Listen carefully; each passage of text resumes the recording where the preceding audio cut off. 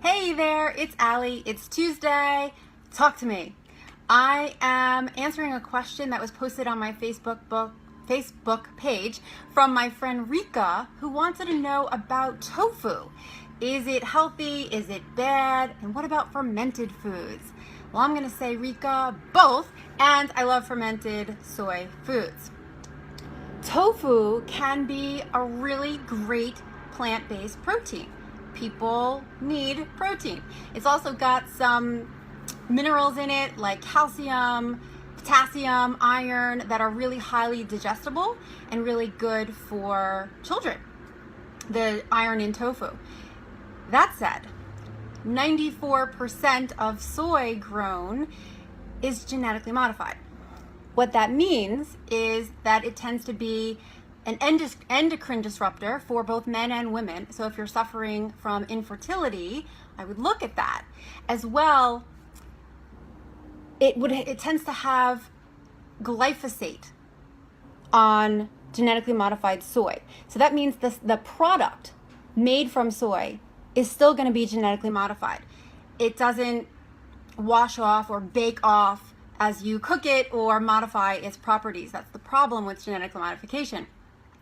And the genetically modified seeds, the Roundup Ready soy seeds, that's Monsanto's proprietary seed for soy. So I would completely avoid genetically modified soy entirely. And I often put tofu away for that reason, even though it is good for people who have high blood pressure or have a lot of heat in their body and it helps with cooling. It's good for your lungs and colon. So that said, many Asian cultures use fermented soy products, and I agree completely. They seem to have health and longevity benefits, and who doesn't want more of that? Things like natto, miso, tempeh, and of course edamame. Who doesn't love edamame? And it's great with fiber and protein, and those are in the whole version. And so the edamame soybeans cannot be genetically modified. It's that Roundup Ready seed that is the genetically modified. So you don't have to be afraid of whole foods. That said, fermented foods or the fermented oils, even the soy sauce. In Asian cultures, they have about 2 teaspoons per day, and here in the US, we tend to douse things with sauces, so you kind of want to use it in moderation. But soy also has estrogenic, it can mimic estrogen in the body. So if you have issues with estrogen dominance, like PCOS and fibroids, you definitely want to avoid soy, and I would steer people away from soy if you have any of those conditions. But otherwise, fermented soy can actually help with cancer, reduce your risk for cancer. It can help with osteoporosis.